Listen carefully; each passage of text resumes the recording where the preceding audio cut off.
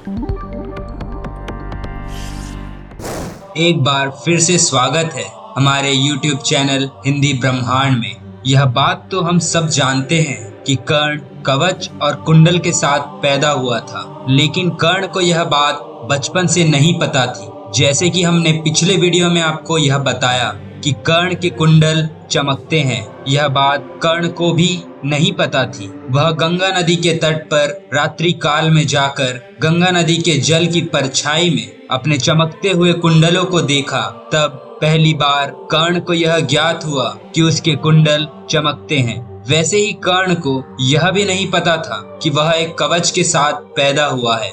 आज हम कर्ण के अभेद्य कवच के बारे में बात करने वाले हैं। वीडियो शुरू होने से पहले आप सभी से एक अनुरोध है, अगर वीडियो पसंद आए तो वीडियो को लाइक और चैनल को सब्सक्राइब अवश्य करें और बेल आइकन प्रेस करना ना भूलें, जिससे आपको हमारी वीडियो का नोटिफिकेशन मिलता रहे। तो फिर चलिए शुरू करते हैं आज का वीडियो।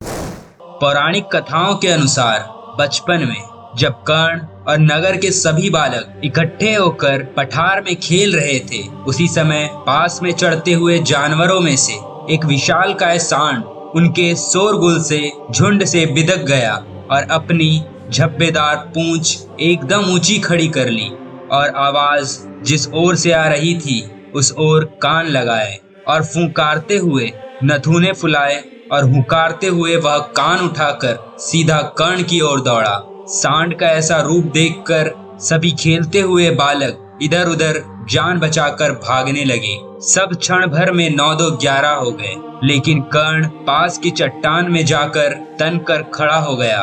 वह सांड और तेजी से कर्ण की ओर बढ़ने लगा। उसकी आंखें आग उगल रही थी। सामने जो कोई भी वस्तु उसे दिखाई दे रही थी उसे ठोकर मारकर आगे बढ़ रहा था। उसके मुख से निरंतर लार टपक रही थी।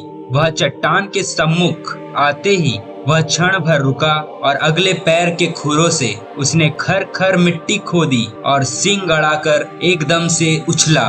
कर्ण ने क्षण भर आकाश की ओर देखा और गुर्राते हुए सांड के सींगों को अपने हाथों से जकड़ लिया। लगभग 2 घंटों तक कर्ण और उस सांड के बीच लड़ाई होती रही। वह उछल उछल कर कर्ण से अपने पकड़े गए सींगों को छुड़ाने का प्रयत्न कर रहा था, लगातार फुकार रहा था। कर्ण ने उसके सींगों को इतनी जोर से पकड़ा था कि उसे छुड़ा पाना मुश्किल था। कहते हैं उस समय कर्ण का देह लगातार जल रहा था। यदि उसके शरीर को छू ले तो ऐसा लगता था कि किसी आग को छू लिया हो। और आखिर सांड थक कर काबू में आ गया।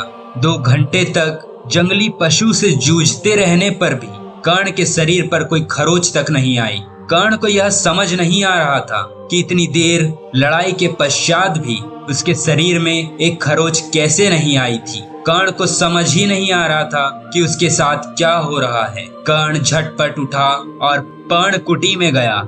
वहां अनेक बाण पंक्तिबद्ध रखे हुए थे। कर्ण ने उसमें से एक बाण खींचा। उसका तीक्ष्ण फलक चंद्र रेखा की तरह चमक उठा।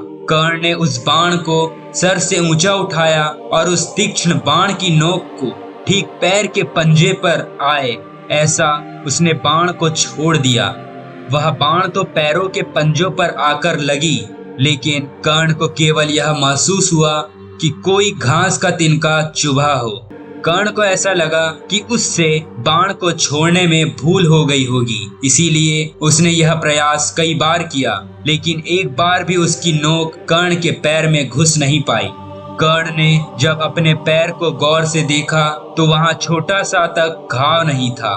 कर्ण ने फिर उस बाण की नोक को जांघों में, बाहों में, छाती में, पेट में जहां जगह मिली वहां पूरी शक्ति से घुसाने का प्रयत्न करने लगा, लेकिन वह कभी भी शरीर के भीतर तिल भर भी न घुस सका। फिर कर्ण के मन में पहली बार यह सवाल आया कि उसके संपूर्ण देह पर किसी से भी न टूट सकने वाला अभेद्य कवच होना चाहिए। वह दौड़ते हुए रथ से भी कभी कूद पड़े तो उसे चोट नहीं लगेगी। पत्थर, कंकड़ या किसी भी शस्त्र से वह कभी घायल नहीं हो सकेगा। इसका अर्थ यह नहीं कि वह कभी मरेगा नहीं, बस उसकी त्वचा सदैव इसी तरह चमकती रहेगी। उसकी त्वचा अभेद्य है। कर्ण के मन में बार बार यह सवाल आ रहा था कि मेरे पास कवच है कुंडल है, यह अकेले मुझको ही क्यों मिले? मैं कौन हूँ? आगे की कहानी जानने के लिए प्लीज कमेंट सेक्शन में जाकर अपनी राय जरूर दें। आपका हर कमेंट हमारे लिए महत्वपूर्ण है। मिलते हैं नए वीडियो के साथ, तब तक के लिए goodbye and be safe. धन्यवाद।